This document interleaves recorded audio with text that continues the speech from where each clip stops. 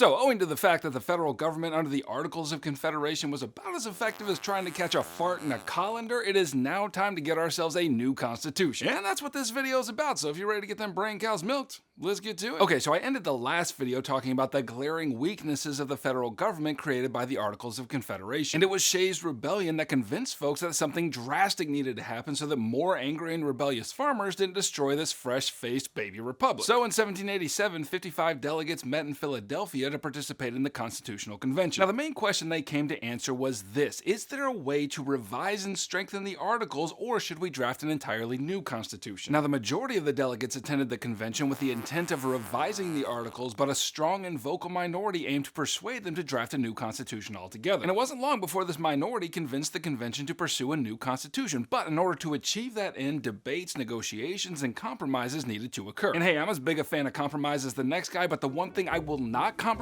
on is getting you an A in your class and a 5 on your exam in May. And so I want to help you learn all that you need to know, and to do that I created my APUSH Heimler review guide, which has everything you need to study for your exams as fast as possible. So if that's something you're into, check that link below. Okay, so back to the compromises needed to create a new constitution. Now, as I mentioned before, the main problem with the Articles was that it created a federal government that was too weak and state governments that were comparatively too strong. And while it certainly avoided the tyranny of centralized power, the federal government simply could not meet the needs of the new and growing republic. Therefore, in debating the need for a new constitution, the main question became, how do we strengthen the federal government without giving it so much power that it becomes a tyrannical turd? And the answer that came after months of debate and compromise was that this new government would achieve this balance by relying on 3 basic principles. First, the Constitution would avoid federal tyranny by means of the separation of powers. Now, the federal government under the Articles invested federal power in a single branch of government, namely the legislative branch, which is to say the Congress. But the new Constitution would seek to balance and restrain power by dividing it among 3 branches. The legislative branch would be responsible for creating laws, and that duty would be carried out by Congress. The executive branch would be responsible for enforcing the laws, and that duty would be discharged by a president. And then the judicial branch would be responsible for interpreting the constitutionality of laws, and that duty would fall to the Supreme Court. And that leads us to the second means by which the power of the new federal government would be restrained, namely through checks and balances. And basically, this is the idea that each branch of government had power that could check and balance, or,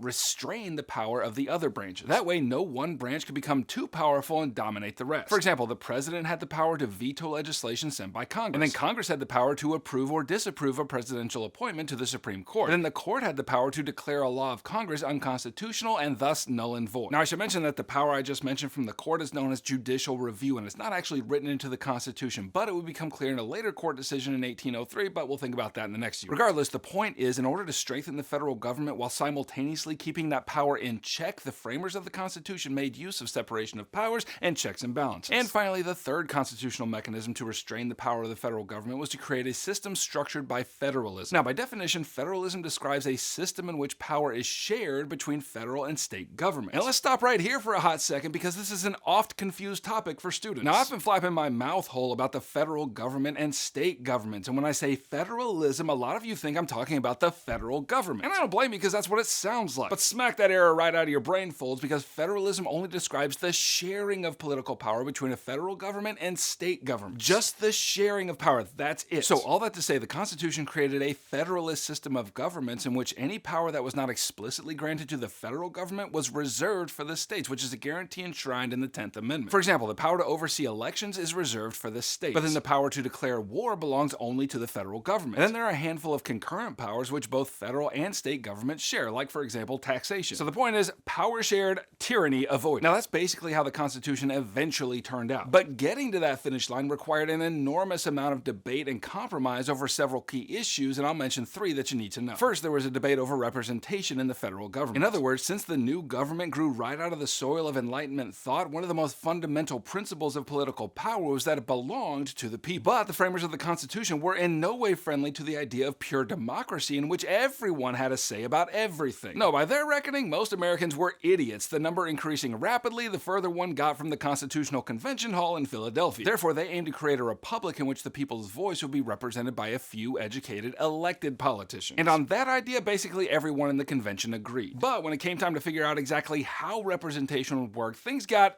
contentious. Now, there were two basic plans that were put forward. The first was the Virginia plan, which argued that representation in the new Congress would be reckoned by population. In other words, the more population a state had, the more representatives it would have in Congress. And that sounds fair, right? Like, Virginia has metric buttloads of people, so shouldn't they have a larger voice in the government? But smaller states were about as excited for this plan as they welcomed a healthy dose of inner thigh chafe after a long day at a water park. And that's not hard to understand either. Like, if the biggest states had the most representation, then nothing that the smaller states wanted would ever come to pass. Therefore, as a counterproposal to the Virginia plan, we got the New Jersey plan, which argued that representation in Congress should be equal, like every state gets a single representative. And that, of course, was intolerable to the large states. So after much debate, they came up with the Great Compromise, otherwise known as the Connecticut Compromise. And it created two houses of Congress instead of one. Or if you want to get fancy about it, you could say they created a bicameral legislature. Now, the lower house was called the House of Representatives, in which representation would be reckoned by population. The members of this body would be elected directly by the people. The upper house was the Senate, in which representation would be equal, so 2 senators per state. And at this point, senators would not be elected by the people, but instead by state legislatures. But that would change with a constitutional amendment in 1913 that mandated that senators be elected just like representatives in the House by popular vote. Okay, now the second compromise you should know was a result of the debate over how the president would be elected. Should the people do the electing, or should the states, or should Congress? Well, the compromise was the Electoral College, in which each state chooses a number of electors that corresponds to the number of their congressional representatives. And it is those electors who vote for the president. And if you're confused by that, then you're basically the same as every American in every presidential election since the Constitution was written. But anyway, the third debate of the Constitutional Convention was about slavery, and 2 compromises came out of this discussion. And I guess it goes without saying that they patently did not consult any enslaved person and ask for their opinions on this matter, but, yeah, whatever. So first was the debate regarding how enslaved people would count for representation in the Congress. States in the North that held relatively few enslaved people thought that they should not be counted whatsoever. But states in the South that had huge populations of enslaved people thought that they should be counted and thus add more House seats to their total. And the compromise they eventually reached was known as the 3/5 compromise, which allowed for, 3/5 of the enslaved population to count towards representation. Now hold on, let me just make extra sure that you realize that this was not a debate over whether enslaved blacks could vote or have any kind of representation for their own interests. That is a big heck no. Really, it was about population distribution between the North and the South. See, the South with its massive plantations had far less population than the North. But what they did have was a massive population of enslaved blacks working those plantations. Therefore, the Southern delegates wanted those enslaved people counted for the sake of representation so that they could have more seats in the House than their white population alone would afford them. Okay, and then the second compromise over slavery had to do with the importation of enslaved people from Africa. And basically the agreement was that Congress couldn't touch the slave trade for 20 years after ratification, after which the international slave trade would be abolished. Okay, now that all the compromises were hammered out and the Constitution was finished, it was time to send that sweet bippy to the states for ratification. Now, only 9 out of 13 states were required to ratify the document in order for it to replace the Articles of Confederation. But once that whole process began, a fierce debate arose between 2 factions. On the one side, you had the Federalists, who argued for ratification, and they were generally made up of socially powerful people who, for the most part, lived in cities. Their main argument for ratification was that the federal government needed to be strengthened if the new republic was going to be able to survive and thrive economically and politically. And essentially, they maintained that unity was the only way to ensure the survival of the new republic, and that the sheer diversity of interests represented by such a vast population would prevent the tyranny of the majority. Now, the most prominent Federalists were Alexander Hamilton, John Jay, and James Madison. And in order to argue for ratification, they published a flurry of essays in New York newspapers, which together became known as the Federalist Papers. In these essays, they expounded on each article and clause of the Constitution and tried to prove that a stronger federal government would not lead to tyranny and would benefit the lots of all Americans. But on the other side of the debate were the anti-Federalists, who argued against ratification. Now, they were smart enough to realize that there were problems with the Articles of Confederation, but from their perspective, strengthening the federal government would only lead right back to the tyranny problems they had with Britain before the Revolution. And more than that, on the level of principle, they didn't believe that a central government could effectively address the needs of all the various diverse regions and people that made up the new nation. And one of their biggest gripes was that the Constitution had no Bill of Rights that explicitly listed the liberties guaranteed to Americans. After all, many state governments had such a list, and the fact that it was absent from the document creating the federal government seemed real suspicious to them. But the Federalists argued that the inclusion of a Bill of Rights was just unnecessary because the system of checks and balances would prevent federal infringement of individual liberties. But ultimately, the arguments of the Federalists won the day, and by June of 1788, enough states had ratified the document and it became the law of the land. However, the only way the Federalists were able to achieve this was to pacify Federalist fears and promise to include a Bill of Rights soon after ratification. And that, my dear pupil, is how you get a big boy federal government in the new United States. Well, okay, you can click here to watch my other Unit 3 videos, or you can click here to grab my APUSH Heimler review guide. got. And I'm glad you stopped by, and I'll catch you on the flip-flop.